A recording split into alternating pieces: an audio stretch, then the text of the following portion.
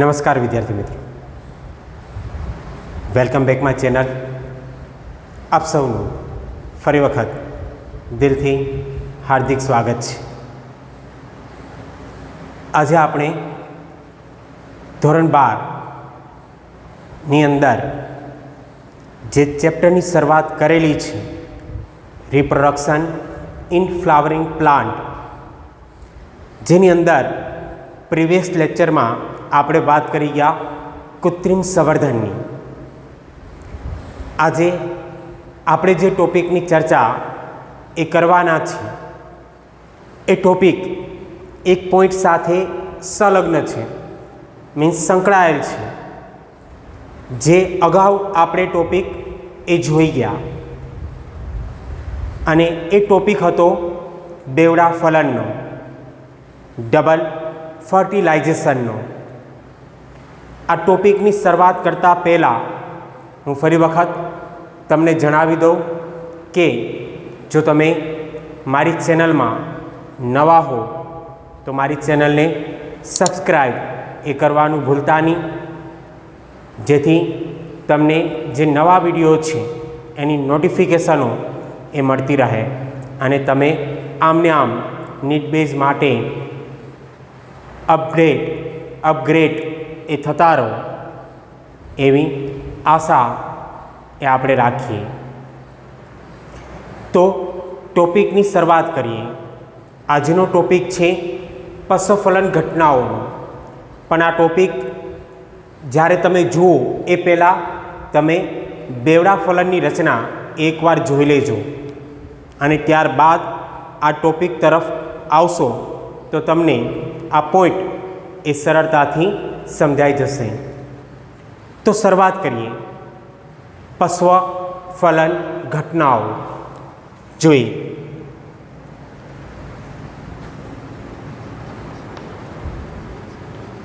પશ્વફલન ઘટનાઓ.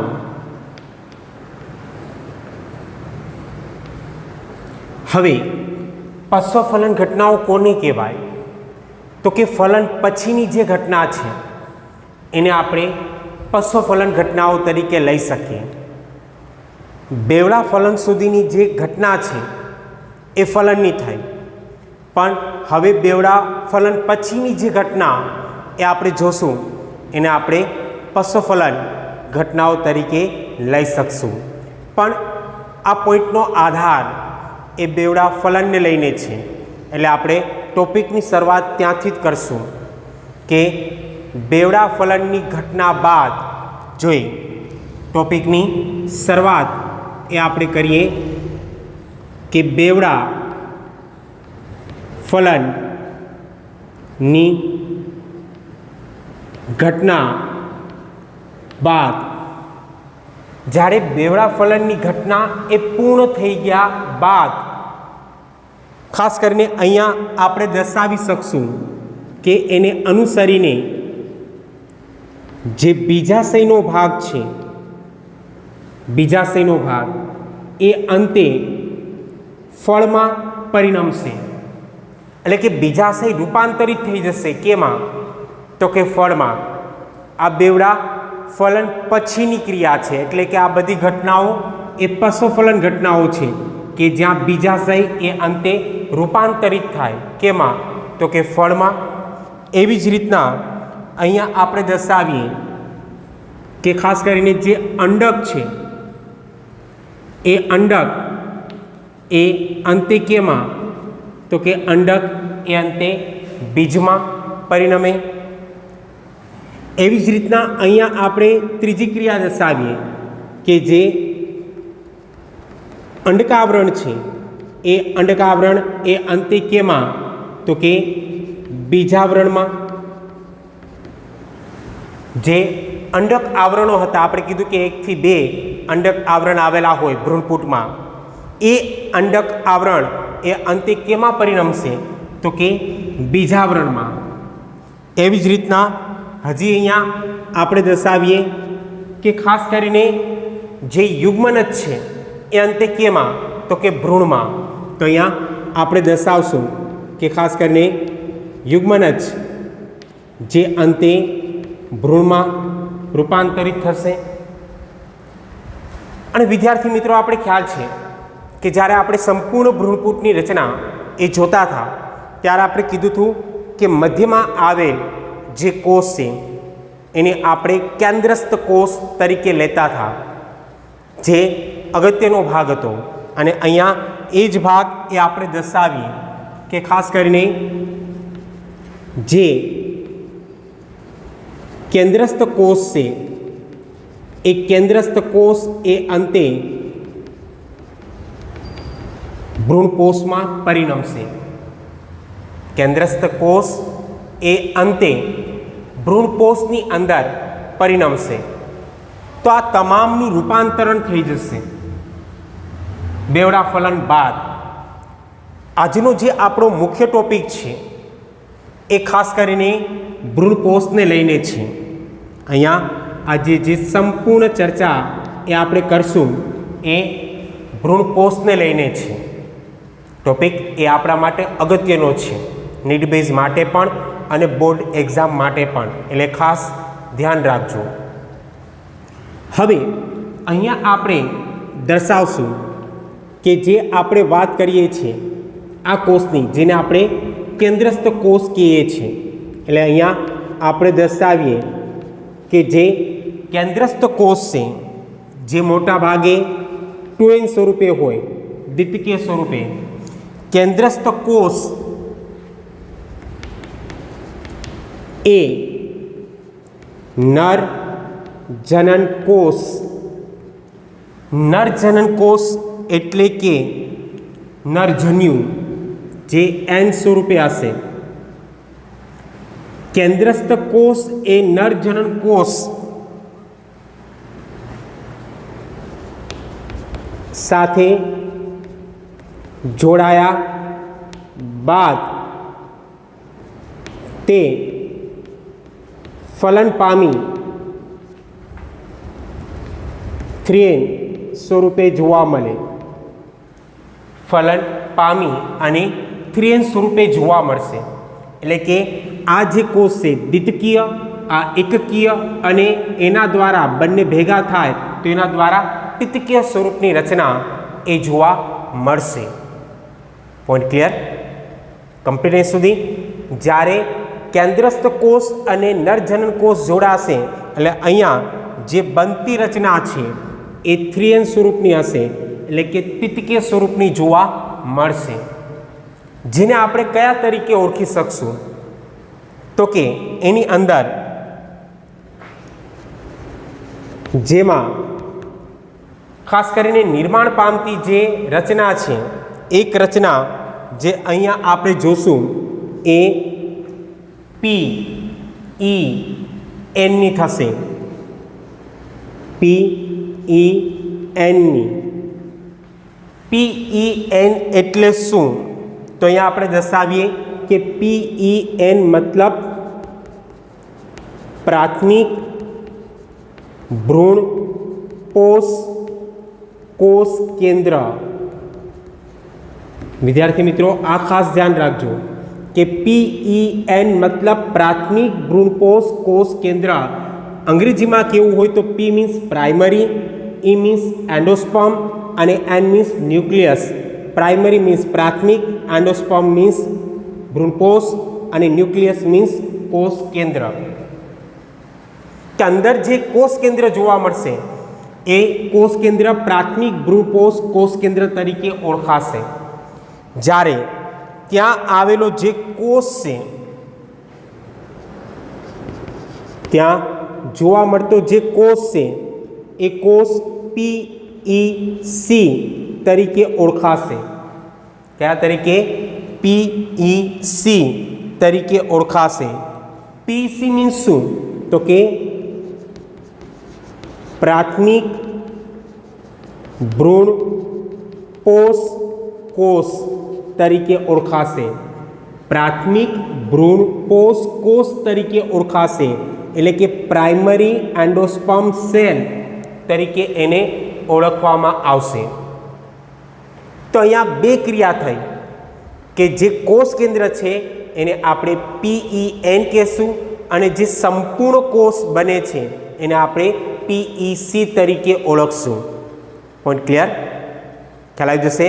હવે પોઈન્ટ આને લઈને પીઈસીને લઈને પ્રાથમિક ભ્રૂણકોષ કોષને લઈને જોઈએ તો અહીંયા આપણે દર્શાવશું કે પ્રાથમિક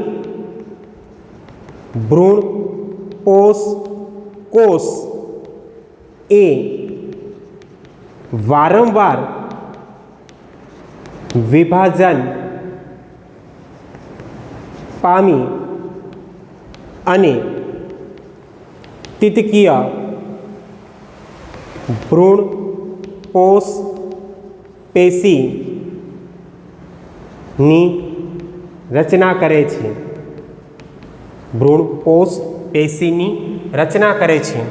પ્રાથમિક ભ્રૂણકોષ કોષ, વિદ્યાર્થી મિત્રો આ ખાસ ધ્યાન રાખજો, કોષ કેન્દ્રની વાત નથી કરતા, આપણે વાત કરીએ છીએ પ્રાથમિક ભ્રૂણકોષ કોષની, કે આ જે પ્રાથમિક ભ્રૂણકોષ કોષ છે એ વારંવાર વિભાજન પામશે, સતત એમાં સમવિભાજન થશે. એક કોષ એકમાંથી બે, બેમાંથી ચાર, ચારમાંથી આઠ, આઠમાંથી 16, 16માંથી 32 આવી રીતના સતત એ વિભાજન પામશે. અને આપણે ખ્યાલ છે કે કોષો એ વિભાજન પામી અંતે એમાંથી જે નિર્માણ થાય એ પેશીનું હોય. અને આ પેશીને આપણે કયા તરીકે ઓળખી શકશું? તો કે ભ્રૂણકોષ પેશી. એક સિમ્પલ પ્રોસેસમાં અહીંયા હું દર્શાવી દઉં તો તમને ખ્યાલ આવી જશે કે ખાસ કરીને અહીંયા આપણે દર્શાવીએ કે પ્રાથમિક ભ્રૂણકોષ કોષ જેને આપણે કયા તરીકે ઓળખશું? તો કે જેને આપણે પીઈસી તરીકે ઓળખશું. અને એ પીઈસી ઉપર સતત કઈ ક્રિયા લાગુ પડશે? તો કે સતત સમવિભાજનની ક્રિયા, વારંવાર સમવિભાજનની ક્રિયા એ લાગુ પડશે.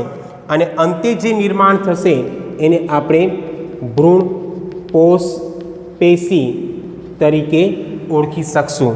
તો આ એકદમ સિમ્પલ ક્રિયા થઈ કે આ રીતના પણ આપણે સમજાવી શકીએ કે ખાસ કરીને અહીંયા અંતે જે નિર્માણની ક્રિયા છે એ અંતે થતું નિર્માણ એ કેનું?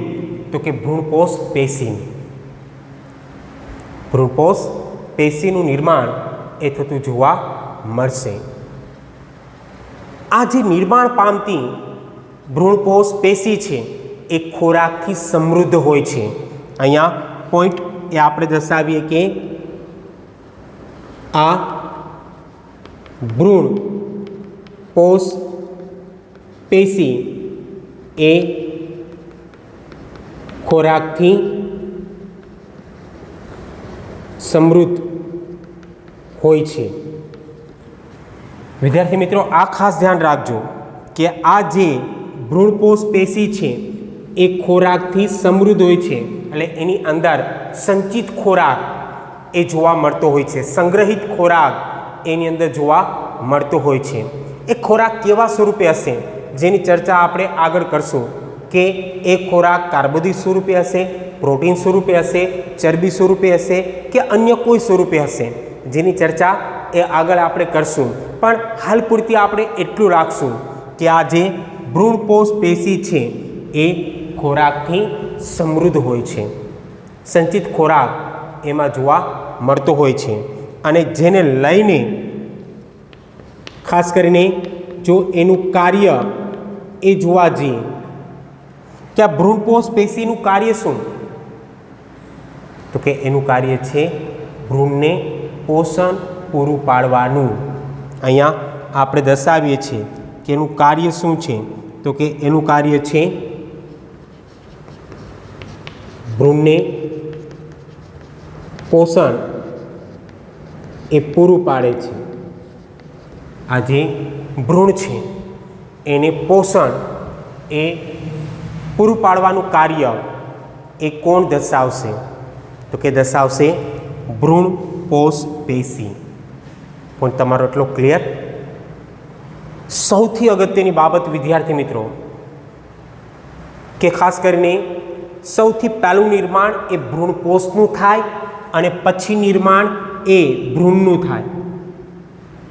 જો અહીંયા ધ્યાન રાખજો, સૌથી પહેલું નિર્માણ કેનું થશે? ભ્રૂણપોષનું. અને પછી જ નિર્માણ કેનું થશે? ભ્રૂણનું. પહેલાં નિર્માણ ભ્રૂણનું ન થાય, પહેલાં નિર્માણ હંમેશા ભ્રૂણપોષનું થાય.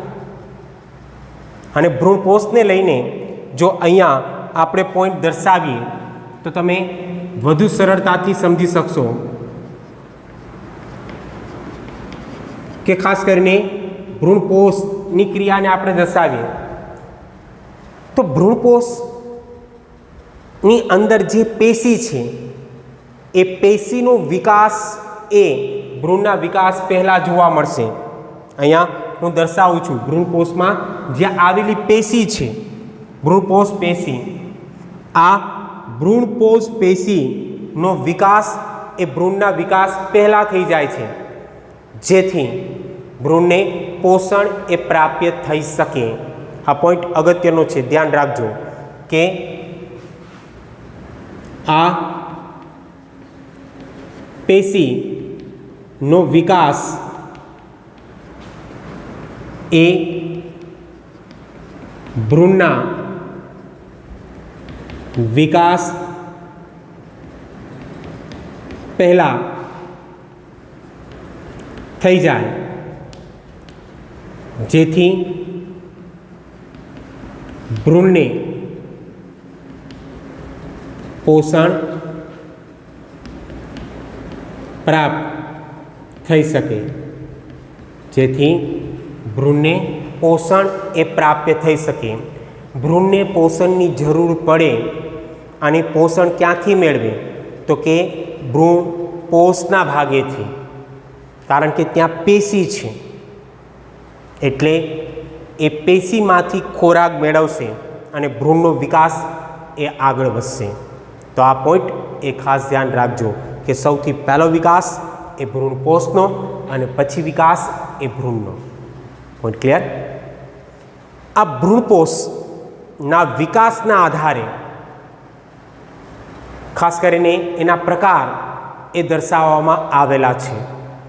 આઈ રિપીટ કે ભ્રૂણપોષના વિકાસના આધારે એના પ્રકાર એ દર્શાવવામાં આવેલા છે અને આ પ્રકાર પણ સૌથી અગત્યના છે, એ ધ્યાન રાખજો ખાસ. અહીંયા આપણે પોઈન્ટની શરૂઆત કરીએ કે ભ્રૂણપોષના વિકાસના આધારે પ્રકાર.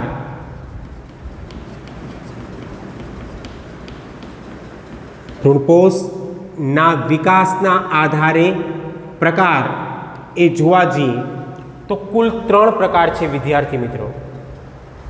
કુલ પ્રકાર કેટલા? 3.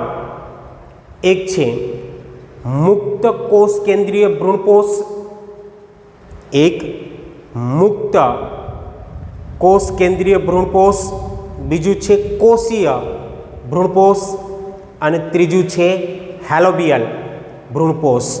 કુલ કેટલા પ્રકાર વિદ્યાર્થી મિત્રો? તો કે 3. અને એ 3 પૈકીનો સૌથી પહેલો પ્રકાર એ અહીંયા આપણે જોઈએ. સૌથી પહેલો પ્રકાર અને એ છે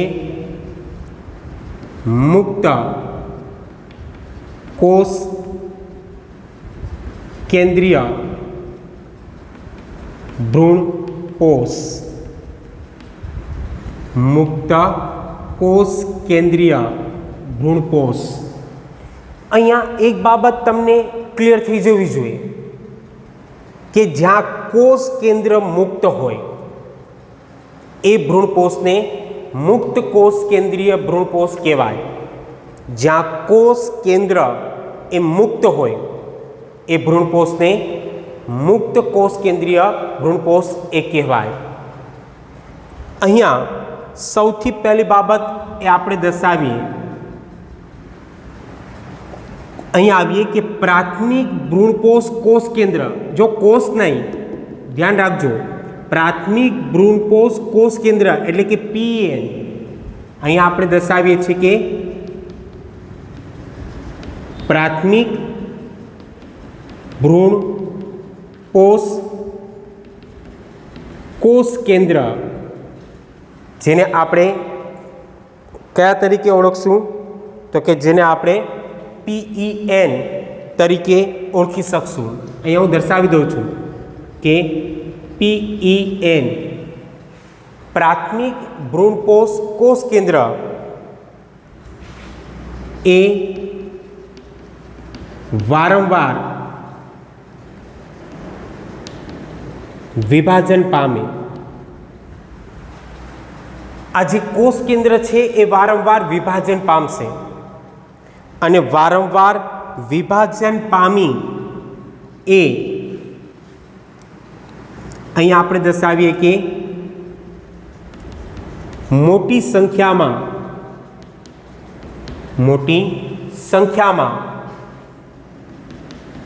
કોષ કેન્દ્ર એ સર્જે.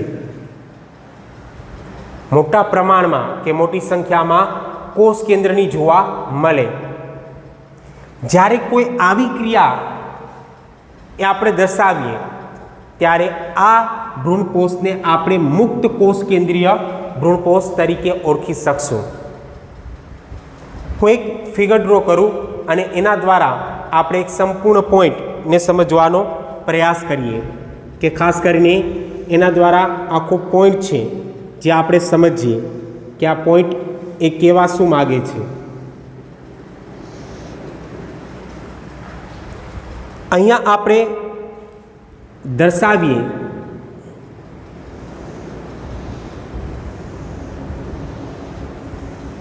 કે ખાસ કરીને જે ભ્રૂણપૂટનો ભાગ હતો, ભ્રૂણપૂટ કે જેની અંદર વચ્ચેના ભાગે આપણે દર્શાવીએ કે વચ્ચેના ભાગે આ જે ભાગ આપણે જોઈએ છે, વચ્ચેના ભાગે આ કોષ કેન્દ્રનો ભાગ છે. આ જે કોષ કેન્દ્રનો ભાગ છે એનો મતલબ કે આ જે ક્રિયા છે એ PEN ની છે. PEN ની. હવે એ PEN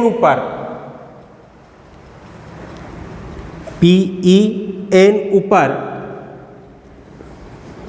અહીંયા કોષ વિભાજનની ક્રિયા એ લાગુ પડે. કોષ વિભાજનની ક્રિયા એ લાગુ પડે અને કોષ વિભાજન થાય, જેને અનુસરીને આ જે સંપૂર્ણ ભ્રૂણપૂટ છે એની અંદર બે કોષ કેન્દ્ર એ જોવા મળ્યા. આ એક અને આ બે કોષ કેન્દ્ર એ જોવા મળે. આ જોવા મળતા જે બંને કોષ કેન્દ્ર છે એ બંને કોષ કેન્દ્ર એ 3n સ્વરૂપે હશે. આ ધ્યાન રાખજો, 3n સ્વરૂપે જ હશે, તિતિકીય સ્વરૂપે, કારણ કે PEN એ 3n સ્વરૂપની ક્રિયા દર્શાવે. અને એને અનુસરીને હજી આપણે દર્શાવીએ કે હજી એની ઉપર સતત સમ વિભાજનની ક્રિયા એ લાગુ પડે અને સમ વિભાજનની ક્રિયા એ લાગુ પડવાને કારણે અંદરની તરફ આપણે દર્શાવી શકશું કે અંદરની તરફ આવી રીતના કોષ કેન્દ્ર એ જોવા મળે, જેની સંખ્યા એ 100 થી લઈ અને 1000 સુધીની હોઈ શકે. કઈ વનસ્પતિ છે એના ઉપર એનો આધાર એ રહેશે. 100 થી લઈ અને એની સંખ્યા 1000 સુધીની હોઈ શકે. 100 થી 1000 સુધીની હોય અને દરેક અંદર તરફ આવેલ કોષ કેન્દ્ર એ 3n હશે. પણ અંદર આવેલા આ તમામ કોષ કેન્દ્ર તમે જુઓ છો એ કોષ કેન્દ્ર એ મુક્ત છે, એકબીજાથી મુક્ત છે. એટલે આ ઘટનાને આપણે મુક્ત કોષ કેન્દ્રીય ભ્રૂણપોષ કીધું. કે અંદર જે કોષ કેન્દ્ર જોવા મળે છે કોષ દિવાલથી આવૃત નથી. કોષ દિવાલથી આવૃત ન હોવાને કારણે એ મુક્ત રચના દર્શાવે છે. જો કોષ દિવાલ આવી જાત તો એ કોષીય અવસ્થા થઈ જાત. પણ કોષ દિવાલ નથી એનો મતલબ કે આ જે રચના જોવા મળે છે ફક્ત કોષ કેન્દ્રની જ છે અને આવી રીતના કોષ કેન્દ્ર એ અંદર આવેલા હોવાને કારણે જે મુક્ત છે ભ્રૂણપૂટમાં, એટલે આ રચનાને આપણે કહેશું મુક્ત કોષ કેન્દ્રીય ભ્રૂણકોષ. અને આ જે ક્રિયા આપણે જોઈએ છે એ ક્રિયા ફોર એક્ઝામ્પલ એ અહીંયા આપણે દર્શાવી શકીએ કે તમે જે નાળિયેરનું પાણી પીવો છો, નાળિયેરનું જે પાણી એ પીવો છો એ બીજું કંઈ નથી, એ મુક્ત કોષ કેન્દ્રીય ભ્રૂણકોષની ક્રિયા છે. એનો પહેલો પ્રકાર એ વિદ્યાર્થી મિત્રો કમ્પ્લીટ થયો. હવે એનો બીજો પ્રકાર એ આપણે લઈએ તો એનો બીજો પ્રકાર છે કોષીય ભ્રૂણકોષ. કોષીય ભ્રૂણકોષ. અહીંથી સરળ બાબત છે કે આ ક્રિયા એક કોષ કેન્દ્રની નથી, આ ક્રિયા એક કોષની છે. ખ્યાલ આવશે?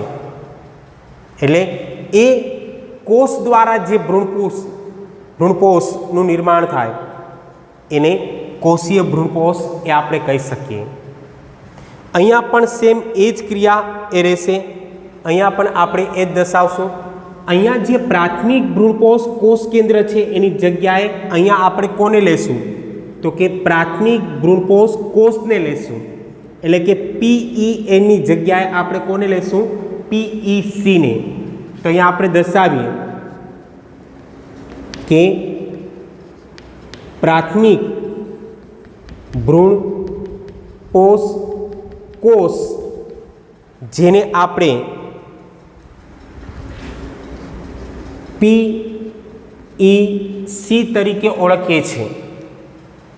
પ્રાથમિક ભ્રૂણકોષ કોષ એ વારંવાર વિભાજન પામે,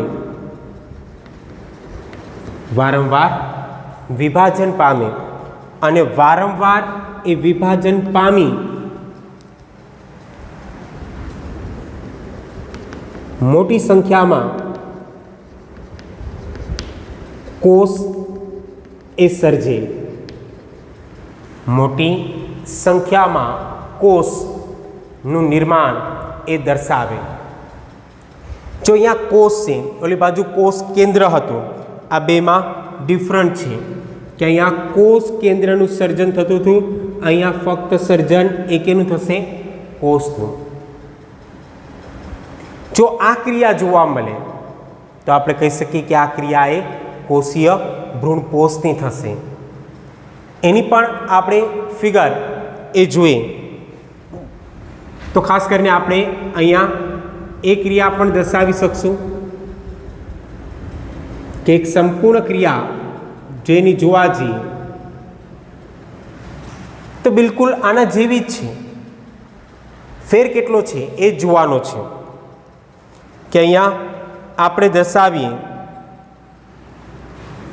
કે અહીંયા એક સંપૂર્ણ ભાગ એ આપણે જોઈએ છે અને એની અંદર જોવા મળતી આ જે ક્રિયા છે એ કોષ કેન્દ્રની નથી, એ હવે સંપૂર્ણ કેની છે? કોષની છે. કારણ કે એની ફરતે દિવાલ આવેલી છે એટલે આ કોષ બની જશે અને આ જે કોષ બનશે એને આપણે કહેશું PEC. અને PEC જે ખાસ કરીને 3N હશે, તિતિકીય સ્વરૂપની ક્રિયા એ દર્શાવશે.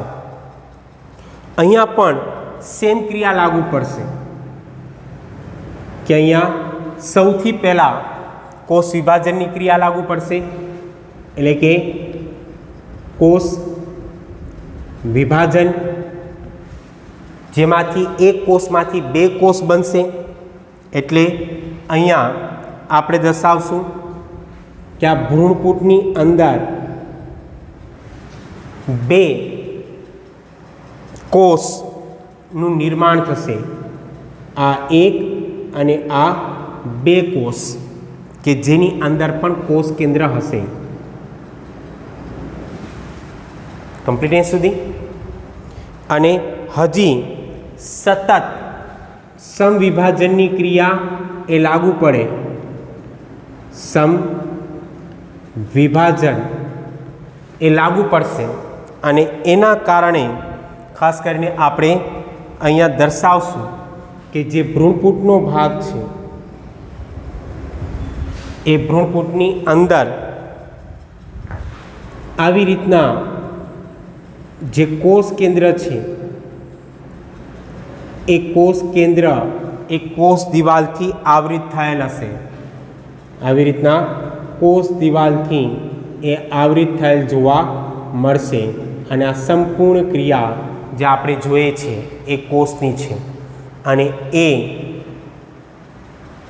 કોષ જે ભ્રૂણપૂટની અંદર છે જેના દ્વારા એક સંપૂર્ણ ભાગ રચાય જેને આપણે ભ્રૂણપોષનો ભાગ કહીએ, જેને આપણે કોષીય ભ્રૂણપોષ તરીકે ઓળખવામાં આવશે. તો અહીંયા પણ ખાસ કરીને આપણે દર્શાવશું કે આ જે ક્રિયા છે એ કોષીય ક્રિયા થઈ. કમ્પ્લીટ. ઓલી બાજુ કોષ કેન્દ્રની ક્રિયા હતી, અહીંયા કોષીય ક્રિયા થઈ. અને અહીંયા ઉદ્ભવતા તમામ જે કોષ હશે એ કોષ એ 3N સ્વરૂપના જ હશે, પિતિકીય સ્વરૂપના જ જોવા મળશે. અહીંયા ખાસ કરીને એક્ઝામ્પલ એ આપણે આપીએ તો અહીંયા પણ એક્ઝામ્પલ છે નાળિયેરનું જ આપશું કે નાળિયેરની અંદર વિદ્યાર્થી મિત્રો જે સફેદ ભાગ તમે જુઓ છો, આપણે એને મલાઈ કહીએ દેશી ભાષામાં, એ સફેદ ભાગ એ તમે જુઓ છો એ ભાગ એક કોષીય ભ્રૂણપોષનો છે. એટલે અહીંયા આપણે એક્ઝામ્પલ એ આપશું કે ખાસ કરીને નાળિયેરનો સફેદ ગર કે માવું, સફેદ ગર વિસ્તાર કે માવાનો વિસ્તાર. અહીંયા બીજા કોઈ માવાની વાત નથી થતી એટલે ધ્યાન રાખજો, બરાબર. નહીં તો સાહેબ કીધું કે માવો હોય, આ માવો છે એ કોષનું નિર્માણ કરે ને ઓલો માવો છે એ કોષને તોડે, બરાબર. બેમાં ઘણો ફેર છે એટલે ધ્યાન રાખજો. એટલે અહીંયા નાળિયેરનો સફેદ ગર કે માવાનો વિસ્તાર જે ઉદાહરણ છે કેનું, કોષીય ભ્રૂણપોષનું. તો બે પ્રકાર એ આપણે જોઈ ગયા. હવે ત્રીજો પ્રકાર એ આપણે લઈએ અને ત્રીજો પ્રકાર એ છે હેલોબિયલ ભ્રૂણપોષનો. જોઈએ ત્રીજો પ્રકાર અને એ છે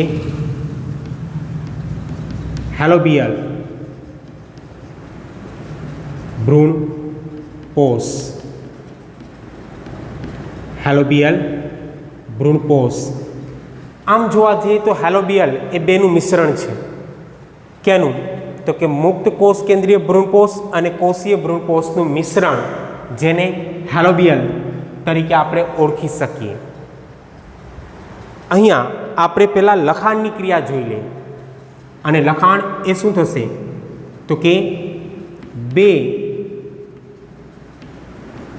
ન્યુક્લિયસના વિભાજન બાદ, બે ન્યુક્લિયસ એટલે કે બે કોષ કેન્દ્રના વિભાજન બાદ કોષ દિવાલ એ સર્જાય છે. કોષ દિવાલનું સર્જન થાય છે, જેમાં અડધા ભાગમાં તમે જોવા જશો તો અડધા ભાગમાં મુક્ત કોષ કેન્દ્રીય રચના એ જોવા મળશે. મીન્સ આવી રચના. અને એનો બીજો અડધો ભાગ છે કે બીજા અડધા ભાગમાં કોષીય રચના એ જોવા મળશે, મીન્સ આ ક્રિયા એ જોવા મળશે, કોષીય. આ બેયનું જે મિશ્રણ છે એને હેલોબિયલ તરીકે આપણે ઓળખી શકીએ. અહીંયા પણ આકૃતિ બેઝની ક્રિયા એ આપણે દર્શાવીએ તો અહીંયા આપણે જોઈ લઈએ કે એની સંપૂર્ણ રચના એ આપણે આકૃતિ દ્વારા જોઈએ. તો અહીંયા આપણે દર્શાવશું કે આ જે ભાગ છે એ ભ્રૂણપૂટનો છે. એની અંદર ખાસ કરીને અત્યારે જે એક જ ભાગ એ જોવા મળે છે અને છે કોષ કેન્દ્રનો. કોષ કેન્દ્રનો પોઈન્ટ ક્લિયર? એ જોવા મળશે કોષ કેન્દ્રનો. ધ્યાન રાખજો, કોષ કેન્દ્રનો. હવે એમાં કોષ વિભાજન થાય. અહીંયા આપણે દર્શાવીએ કે એની અંદર કોષ વિભાજનની ક્રિયા એ લાગુ પડે, જેના કારણે અંદરની તરફ બે ન્યુક્લિયસનું સર્જન થાય, બે કોષ કેન્દ્રનું સર્જન થાય. આવી રીતના બે કોષ કેન્દ્ર સર્જાય. પણ આ જે બે કોષ કેન્દ્ર છે એમાંથી એક કોષ કેન્દ્ર ઉપરની તરફ, જ્યારે બીજું કોષ કેન્દ્ર એ નીચેની તરફ રહેશે. એક કોષ કેન્દ્ર ઉપરની તરફ અને બીજું કોષ કેન્દ્ર એ નીચેની તરફ રહેશે. અને આ સંપૂર્ણ ભાગમાં વચ્ચે અહીંયા જે નિર્માણ થશે એ નિર્માણ થશે કોષ દિવાલનું. એ નિર્માણ એ કેનું જોવા મળશે? તો કે કોષ દિવાલનું. બે ન્યુક્લિયસના વિભાજન બાદ કોષ દિવાલ સર્જાય છે. વચ્ચે કોષ દિવાલ એ સર્જાશે, જેમાં ઉપરનો ભાગ છે ફક્ત કોષ કેન્દ્રનો રહેશે, પણ જે નીચેનો ભાગ છે એ દિવાલથી અહીંયા આવૃત થઈ જશે. એટલે કે એ રચના થઈ ગઈ કોષીય. કમ્પ્લીટ.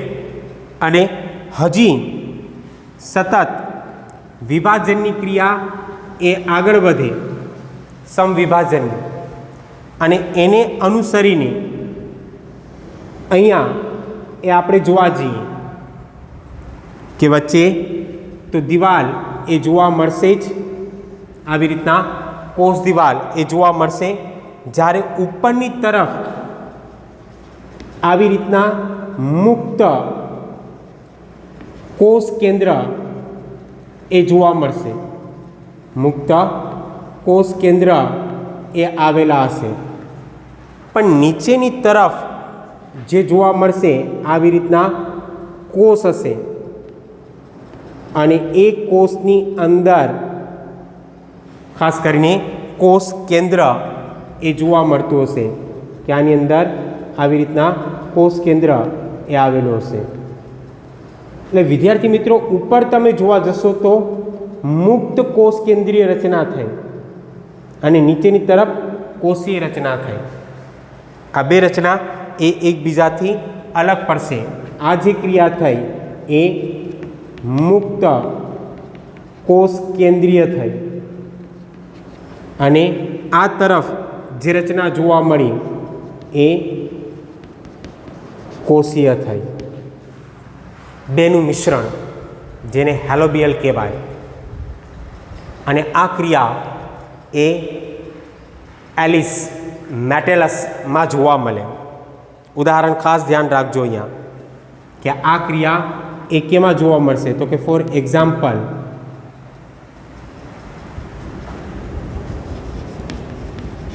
એલિસ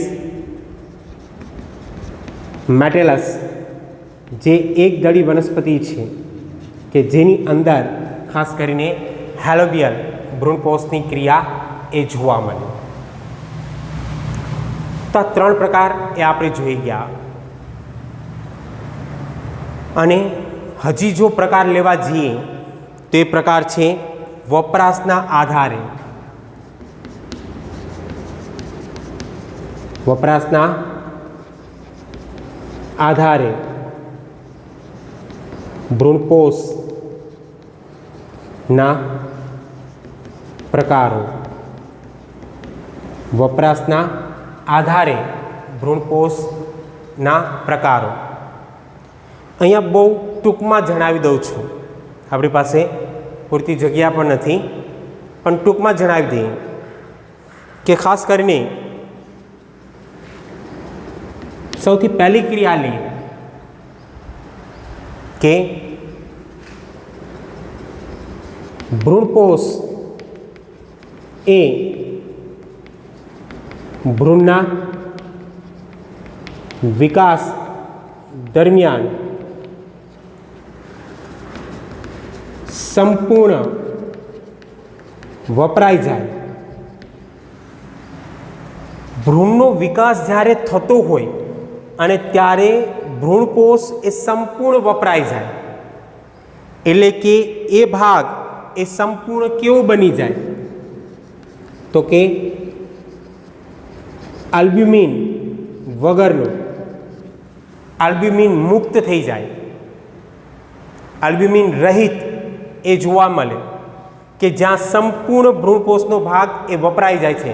વિદ્યાર્થી મિત્રો, આ ધોરણ 11ની ક્રિયા છે, હું બહુ ડિટેલમાં નથી જતો, તમને ખ્યાલ જ છે કે ભ્રૂણપોષ એ ભ્રૂણના વિકાસ દરમિયાન સંપૂર્ણ વપરાઈ જાય, એટલે કે આલ્બ્યુમિન એમાં જોવા ન મળે તો ખાસ કરીને આ ક્રિયાને આપણે કહીશું અભ્રૂણપોષી, કે જેમાં ભ્રૂણપોષ જોવા મળતો નથી.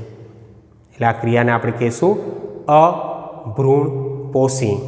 અને ફોર એક્ઝામ્પલ એ તમે અહીંયા આપી શકશો કે ખાસ કરીને વાલ છે, વટાણા છે, ચણા છે. ઇન શોર્ટ તમે કહી શકશો કે જે દ્વિદળી વનસ્પતિ છે એ, કે જેમાં ભ્રૂણના વિકાસ દરમિયાન ભ્રૂણપોષનો ભાગ એ સંપૂર્ણ વપરાઈ જશે. જ્યારે એની સામે બીજી ક્રિયા એ આપણે લઈએ કે ભ્રૂણપોષ એ ભ્રૂણના વિકાસ દરમિયાન સંપૂર્ણ ન વપરાય, એટલે કે એમાં આલ્બ્યુમિન જોવા મળે. અહીંયા આપણે દર્શાવીએ કે ખાસ કરીને એ ક્રિયા એ આલ્બ્યુમિન યુક્ત હોય. ભ્રૂણનો વિકાસ થતો હોય ત્યારે સંપૂર્ણ ભ્રૂણપોષનો ભાગ એ વપરાય નથી જતો. અમુક ભાગ સ્વતંત્ર અલાયદી વ્યવસ્થા સ્વરૂપે જોવા મળે છે. તો ખાસ કરીને આવો જે ભાગ છે એને ભ્રૂણપોષી કહેશું. આવા ભાગને ભ્રૂણપોષી કહેવાય, આ ભાગને અભ્રૂણપોષી કહેવાય. પોઈન્ટ તમારો ક્લિયર? અહીંયા ફોર એક્ઝામ્પલ એ તમે કહી શકશો કે ઘઉં છે, મકાઈ છે, બાજરી છે, જવ છે, દિવેલા છે. આવી વનસ્પતિઓ મીન્સ એકદળી જે વનસ્પતિઓ છે એમાં આ ક્રિયા એ જોવા મળી શકે. Point clear? તમને સમજાઈ ગયું હશે. અને એક્સ્ટ્રા ડોઝની વાત કરીએ, એક્સ્ટ્રા પોઈન્ટની, તો હવે ખાસ નોટબુકની અંદર તમે આ નોટ કરજો. અહીં જગ્યા નથી એટલે હું લખતો નથી. આપણે વાત કરી હતી અહીંયા કે ખાસ કરીને જે ભ્રૂણપોષ પેશીની ક્રિયા છે એ ખોરાકથી સમૃદ્ધ હોય, પણ એની અંદર આવેલો ખોરાક એ કેવા સ્વરૂપે જોવા મળે? તો કેટલીક વનસ્પતિ વિદ્યાર્થી મિત્રો એવી છે, નોટ કરતા જજો નોટબુકમાં, કે જેની અંદર ખોરાક સંચિત ક્રિયા એ સ્ટાર્ચ સ્વરૂપે હોય, સ્ટાર્ચ, અને ઉદાહરણ તરીકે ઘઉં અને ચોખા. એક કરીને લખજો સ્ટાર્ચ. અને સ્ટાર્ચ કેમાં જોવા મળે? તો કે ઘઉં અને ચોખામાં. એવી જ રીતના કેટલીક વનસ્પતિઓ એવી છે જેમાં ખોરાક એ પ્રોટીન સ્વરૂપે જોવા મળે. અને પ્રોટીન જેને આપણે સમિતાયા સ્તર કહીએ, અને પ્રોટીન સ્વરૂપની ક્રિયા એ કેમાં? તો કે મકાઈમાં. ઉદાહરણ તરીકે મકાઈ. તો કેટલીક વનસ્પતિઓ એવી છે કે જેમાં લિપિડ એ જોવા મળે. અને ફોર એક્ઝામ્પલ તરીકે તમે ત્યાં દર્શાવી શકશો કે લિપિડ તરીકે નાળિયેર અને દિવેલા. નાળિયેર અને દિવેલા આપણે ખ્યાલ જ છે. કોકોનટ ઓઇલ કે જેમાં ચરબીની ક્રિયા હોય, લિપિડની ક્રિયા. ઘણી વનસ્પતિઓ એવી છે કે જેમાં સ્ટોની ક્રિયા જોવા મળે, સખત ક્રિયા. નટ એકદમ મજબૂત ક્રિયા એ જોવા મળતી હોય. અને ઉદાહરણ તરીકે છે સોપારી. હા, સોપારીની અંદર તમને ખ્યાલ આવી જશે, સ્ટોની ક્રિયા હોય. સ્ટોની મીન્સ સખત ક્રિયા એ જોવા મળે. અને ખજૂર. જ્યારે બીજી કેટલીક વનસ્પતિઓ એવી છે જેમાં ભ્રૂણપોષનો ભાગ 3N ની જગ્યાએ 2N હોય. આપણે કીધું ને કે ભ્રૂણપોષનો ભાગ એ 3N સ્વરૂપે જોવા મળે. તો કેટલીક વનસ્પતિઓ એવી છે કે જેની અંદર ભ્રૂણપોષનો ભાગ 3N નથી હોતો, 2N હોય. તો ભ્રૂણપોષ 2N સ્વરૂપે જોવા મળે એવી વનસ્પતિ કઈ? તો કે ડેનોથેરા. ડેનોથેરા આ વનસ્પતિ એવી છે જેમાં ભ્રૂણપોષ એ 2N સ્વરૂપે હોય. તો કેટલીક વનસ્પતિ એવી પણ છે કે જેમાં ભ્રૂણપોષનો ભાગ એ ગેરહાજર હોય, ભ્રૂણપોષ જ ન હોય, એની જગ્યાએ કોઈ બીજી જ ક્રિયા હોય, કોઈ બીજી જ વસ્તુ આવેલ હોય.